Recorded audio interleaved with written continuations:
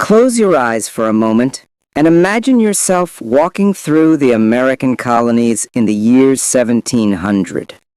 The air is filled with the sound of church bells, the smell of fresh-baked bread drifting from wooden houses, and the distant chatter of families gathered in small communities.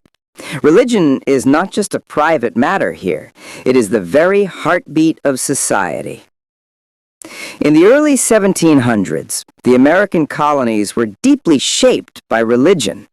Most of the settlers had come across the Atlantic Ocean searching for freedom, freedom to worship, freedom to live according to their faith, and freedom to escape persecution in Europe. In New England, the Puritans had built communities where church attendance was not just encouraged, but expected. The meeting house, usually standing tall at the center of town, was more than a place of prayer. It was the place where people gathered to discuss laws, resolve conflicts, and decide the future of their colony. Daily life revolved around the ringing of the church bell. Meanwhile, in the middle colonies, New York, Pennsylvania, New Jersey, religion was more diverse. Here you would find Quakers, Lutherans, Dutch Reformed Christians, and even small groups of Jews and Catholics. In Pennsylvania, founded by William Penn, the Quakers dreamed of a holy experiment, a society built on tolerance and peace. Walking through Philadelphia in 1700, you might hear sermons in English, German, or Dutch, each community carrying its traditions across the Atlantic. In the southern colonies, like Virginia and the Carolinas, the Anglican Church held power. Sunday services were formal and tied closely to the authority of the British Crown.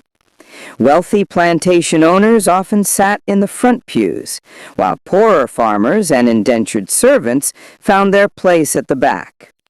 For the enslaved Africans, religion became both a source of pain and the source of hope. Forced to adopt Christianity, but also blending it with their own songs, rhythms, and spiritual traditions.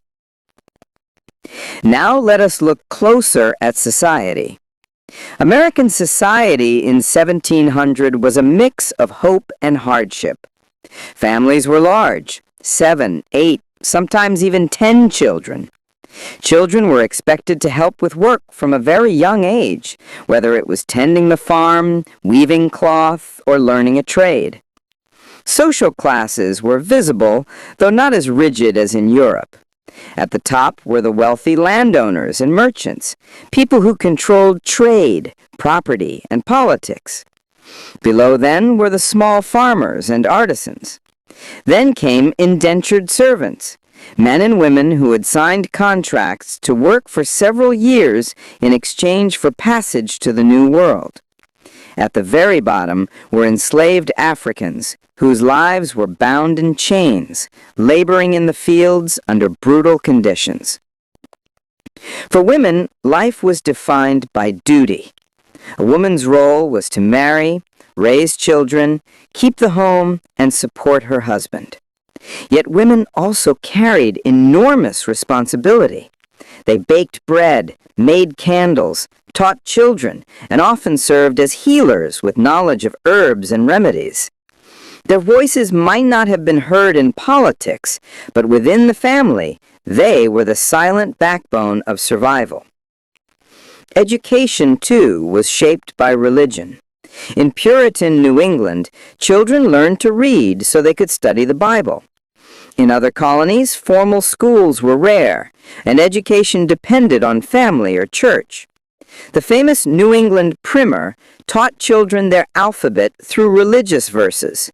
A, in Adam's fall, we sinned all. Festivals, markets, and social gatherings were often tied to religious calendars. Weddings were community events, harvest festivals brought neighbors together, and funerals were solemn reminders of life's fragility.